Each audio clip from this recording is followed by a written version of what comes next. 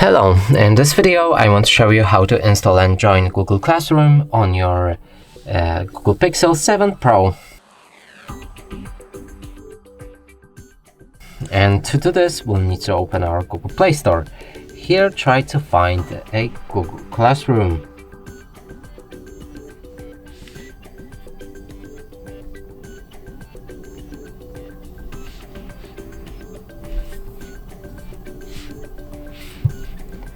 Now select it and download it.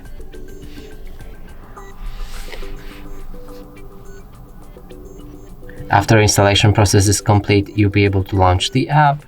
Click on Get Started, choose the account. Now press on this plus button, join the class, enter the class code which you should be provided with, and select the join. And that's it for this video. Hope you like it. Please consider subscribing to our channel, leave a like and a comment below.